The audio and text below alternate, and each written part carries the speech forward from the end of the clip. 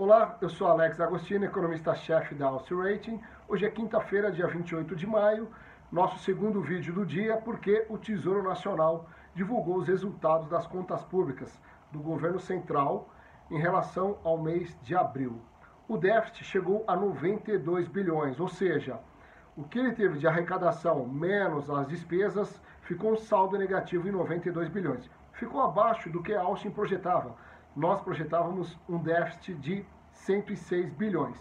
Essa diferença entre a nossa projeção e o resultado efetivo foi basicamente a diferença gasta com o auxílio emergencial, que ficou a menos do que nós esperávamos, justamente porque, vocês vão lembrar, houve um atraso, no sistema para entregar o dinheiro para a sociedade. Então esses 10 bilhões, mais ou menos, de diferença, vai entrar na conta de maio, porque aí depois já regularizou no final de abril, então o volume maior ficou agora no mês de maio.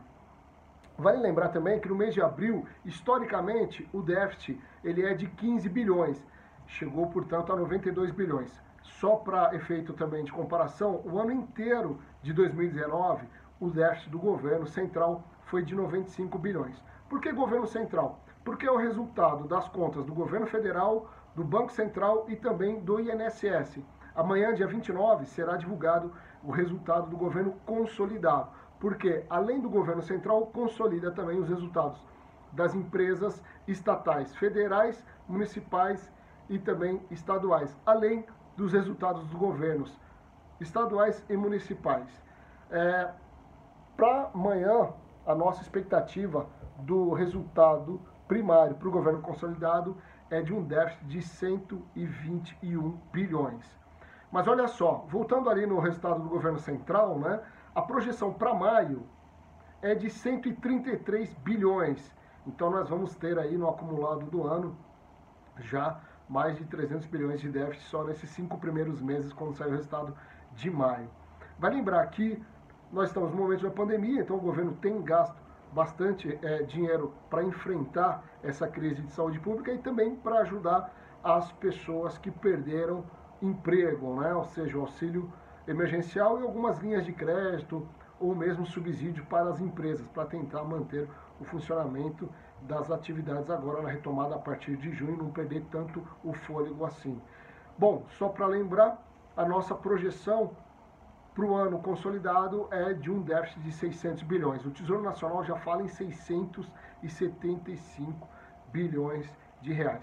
O que acontece é o aumento das despesas, como eu já disse, além das despesas obrigatórias, ou seja, todo mês, independente de crise ou não crise, o governo tem que gastar com o pessoal, que infelizmente é um gasto excessivo aqui no Brasil, mas também tem esse gasto adicional por conta da crise de saúde, equipamentos e também o pessoal adicional extra para enfrentar essa crise de saúde.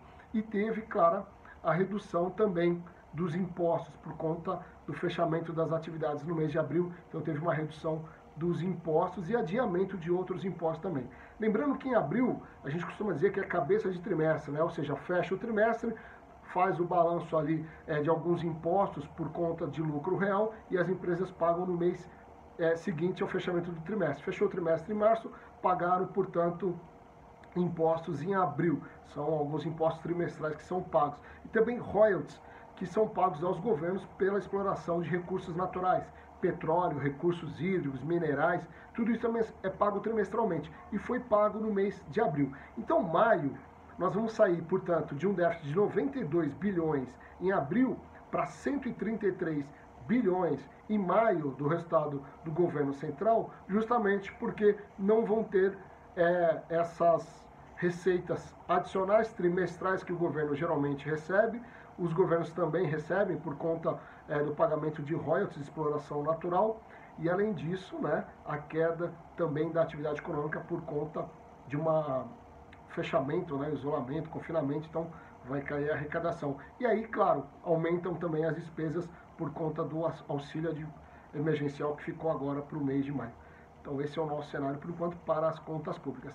Mas qual é o principal risco para as contas públicas? No nosso entender, não é a questão da queda de arrecadação simplesmente, ou o aumento das despesas por conta desse momento de crise, mas principalmente aquilo que está em discussão lá no Congresso. Ou seja, esse entreveiro que existe, né, entre o Executivo, o Governo Federal e o Congresso Nacional, de vez em quando sai uma discussão entre um e o outro, um criticando o outro, a ação, isso às vezes gera uma pauta que é desnecessária e acaba afetando ainda mais a estabilidade da economia brasileira. Por exemplo, o Congresso Nacional estava discutindo um aumento, né, uma ampliação da desoneração da folha de pagamento para 17 meses. Isso ia gerar uma despesa adicional para o governo, ou seja, abrindo mão de receitas, na verdade, desculpe, de 43 bilhões de reais.